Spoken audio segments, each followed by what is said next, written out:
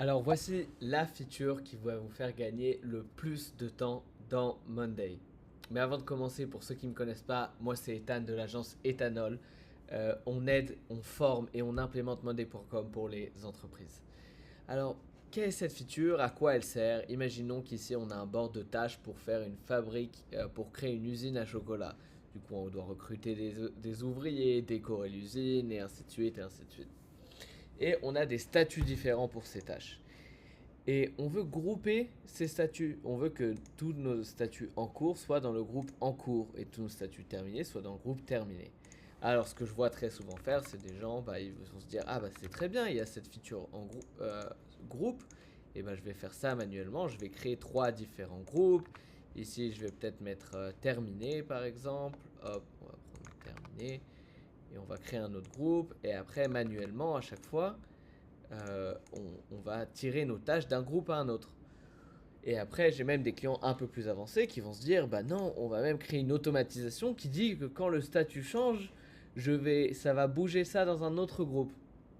C'est bien, mais il y a mieux et il y a beaucoup plus simple dans Monday. Dans Monday, on a un bouton qui s'appelle Grouper par.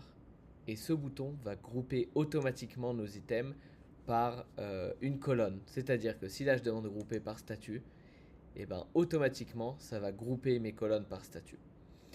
Évidemment, si on veut changer l'ordre, on veut pas que nos tâches terminées soient tout en haut, et c'est aussi simple que ça, on va juste changer l'ordre ici dans notre colonne statut, et puis ça change l'ordre directement dans notre Monday automatiquement. Pas besoin d'automatisation, pas besoin de tirer nos pas besoin de tirer nos différentes tâches entre les groupes, ça se fait automatiquement. Si là je mets quelque chose en cours, hop, ça se transfère directement dans le groupe en cours.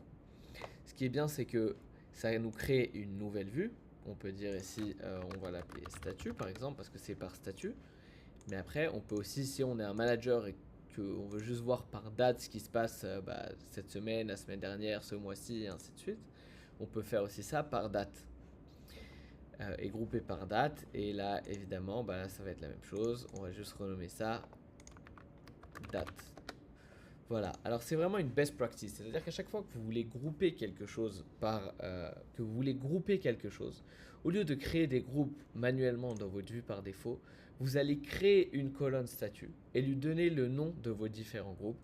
Et comme ça, c'est scalable, ça marche dans le temps et c'est aussi compréhensible. Voilà, merci beaucoup. J'espère que cette vidéo vous a plu. Si vous avez des questions ou vous vous intéressez, on offre un audit gratuit où on va pouvoir vous donner un maximum de valeur et les best practices. Tous les liens sont en bas dans la description. Merci beaucoup et on se dit à bientôt pour une prochaine.